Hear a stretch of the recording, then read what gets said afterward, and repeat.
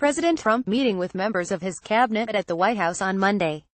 Doug Mills, The New York Times, Washington. John F. Kelly, President Trump's new chief of staff, firmly asserted his authority on his first day in the White House on Monday, telling aides he will impose military discipline on a free-for-all West Wing, and he underscored his intent by firing Anthony Scaramucci, the bombastic communications director, 10 days after he was hired.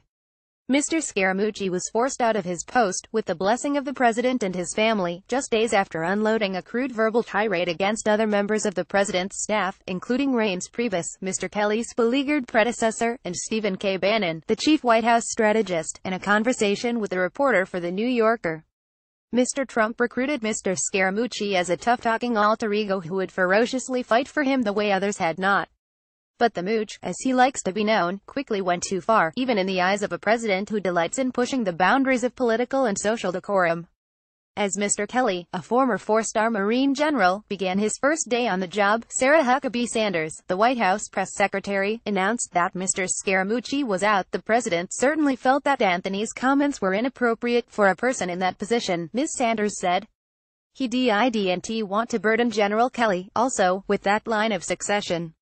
In a post to Twitter just hours before the announcement, Mr. Trump insisted that there had been no chaos yet, even as he sought to reassure supporters that all was well. Several administration aides fretted that the impetuous president and the disciplined Marine were already on a collision course that could ultimately doom the unlikely partnership.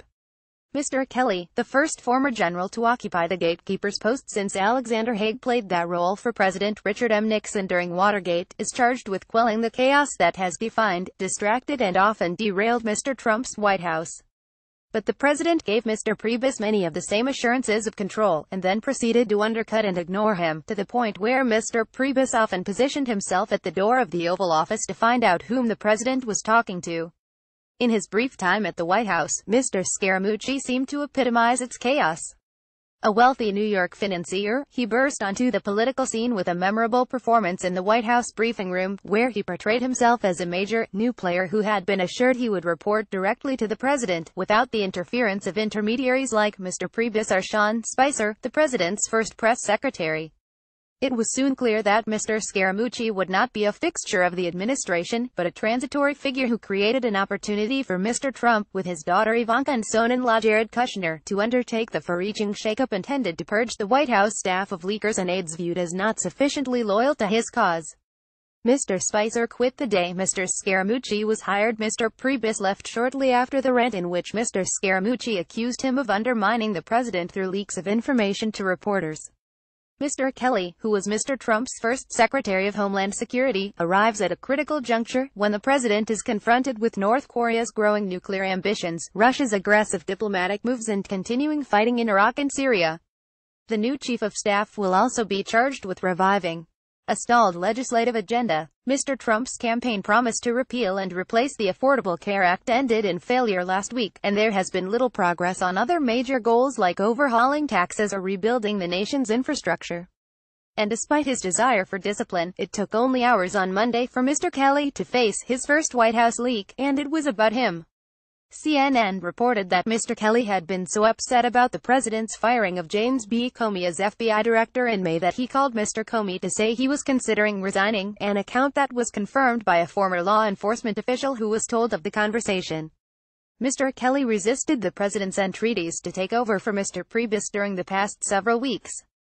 After his appointment was announced on Friday, he met with Mr. Trump and demanded assurances that he would wield the usual sweeping authority over personnel, the flow of information and access to the Oval Office that chiefs of staff have traditionally been given.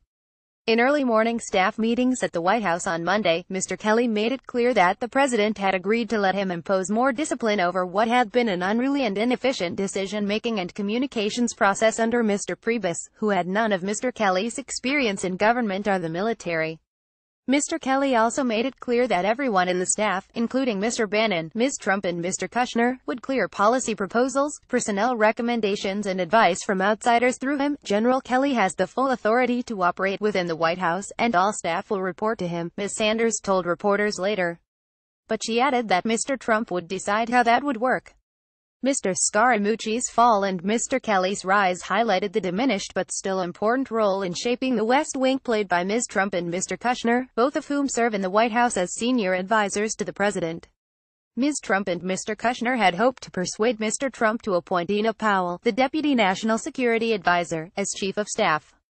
Mr. Trump, who likes Ms. Powell, considered doing so, but later, when it became apparent that Mr. Trump had settled on hiring Mr. Kelly, the pair supported the choice of the general, according to people involved in the White House's internal discussions. While Mr. Kelly's concerns were the decisive factor in Mr. Scaramucci's departure, they said, it was clear that Mr. Trump had quickly soured on the wisecracking, Long Island-bred former hedge fund manager, and so had his family. President Trump with John F. Kelly, the new White House Chief of Staff, in the Oval Office on Monday.